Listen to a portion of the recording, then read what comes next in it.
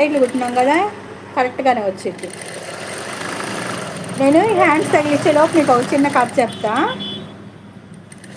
ఒక ఒక ఊర్లో ఒక ఎవరు ఒక వ్యాపారి ఉన్నాడు. ఆ వ్యాపారి ఒక కుక్కను, కుక్క కాదండు, నక్క, ఒక నక్కను ఒక పందిని పెంచుతున్నాడు. పెంచుతుంటే వాళ్ళకు వ్యాపారం ఉంది, ప్లస్ ఈ చేలున్నాయి. నక్కను పందిని పనికి పంపిస్తాడు, చేలో పని చేసుకొని రమ్మని పంపిస్తే నక్కేమో పొలం గట్టు మీద కూర్చొని నిద్రపోయిద్ది. పందేమో ఉదయం నుంచి సాయంత్రం వరకు కష్టపడి బురద మొత్తం ఒళ్ళంతా పూసుకొని వచ్చిద్ది పంది.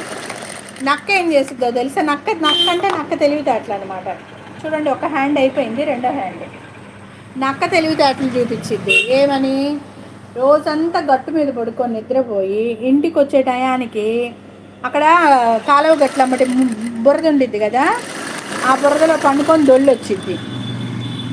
పందేమో శుభ్రంగా పొలంలో పని అంతా చేసి ఇంటికి వచ్చేటప్పుడు ఆ బురదతోటి వస్తే ఓనర్కి చిరాకేసిద్దని శుద్ధంగా ఒళ్ళంతా కడుక్కొని నీట్గా వచ్చిద్ది. అప్పుడు ఓనర్ ఏమంటాడు? నక్కేమో చాలా కష్టపడి వచ్చింది, పందేమో నీట్గా పని చేయకుండా నిద్రపోయి వచ్చిందని చెప్పి నక్కకు ఫుడ్ ఎక్కువ పెడతాడు, పందికి ఫుడ్ తగ్గిస్తాడు. ఇలా చేస్తున్నాడు. పాపం పంది ఏం మాట్లాడుకున్నా రోజు కష్టపడి వస్తుంది, ఇదేమో రోజు సుఖపడి వస్తుంది. ఒకరోజు వ్యాపారి పాపం నక్క బాగా కష్టపడుతుంది, కాస్త తీసుకెళ్ళి గంజి నీళ్ళన్నీ ఇచ్చేసి వద్దాము, మధ్యలో బ్రేక్లో దాగిద్దని చెప్పి నక్కకుంటున్నా పంది పిల్లకి నక్కకు గంజి నీళ్ళు తీసుకొని వస్తాడు. పొలం గట్టుకొస్తే అప్పుడు నక్క గట్టు మీద పడుకొని నిద్రపోతుంటుందండి. పందేమో పొలంలో పని చేస్తూ ఉంటుంది. అది చాటుగా ఉండి ఓనర్ చూస్తాడు. ఓహో, ఇదా పరిస్థితి అని శేషాపాయన దగ్గరికి వెళ్ళేసినట్టు. నీకే రేపు సెల్ ఉండదు, నాదెందుకు? ఇంకా అప్పుడు ఓనర్ ఉంటున్నా సైలెంట్గా ఇంటికి వెళ్ళిపోతాడండి. ఎవరిని ఏమనుకున్నా ఇంటికి వెళ్ళిపోతాడు. ఇంటికి వెళ్ళిపోయి కామ్గా కూర్చొని ఉంటాడు.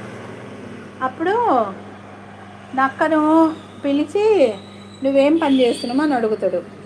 అబ్బా యజమాని గారు, అసలు ఒళ్ళంతా హోనం అయిపోయింది నాకు, ఈరోజు మీరు ఫుడ్ దండిగా పెట్టండి, ఎందుకంటే చాలా కష్టం చేశాను నేను ఈరోజు అంటాడు. సరే అయిపోయింది. పంది పిల్ల వచ్చి ఈరోజు పని ఏం చేస్తున్నావు అని అడుగుతాడు.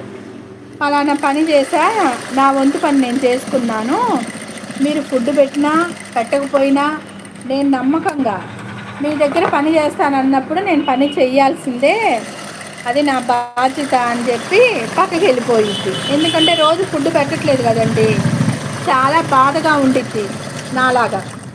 కానీ బాధగా ఉన్నా మనం ఒప్పుకున్న పని అయితే చెయ్యాలనే కంటినెంట్ ఉండిద్ది అనమాట.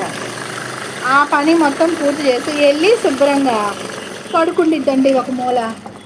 పాపం అప్పుడు ఓనరు ఆలోచిస్తాడు, అయ్యయ్యో నేను ఇన్ని రోజులు తప్పు చేసింది, కష్టపడి పనిచేసే వాళ్ళనేమో మార్చిపెట్టా, సుఖపడే వాళ్ళనేమో ఇలా చేశాని నక్కకు అన్నం పెట్టడు, నక్కను తరిమేసేస్తాడు. పంది పిల్ల గాంగ్ ఉండిద్ది, ఏమనుకున్న పంది పిల్లని దగ్గరికి తీసుకొని మంచి ఫుడ్ పెట్టి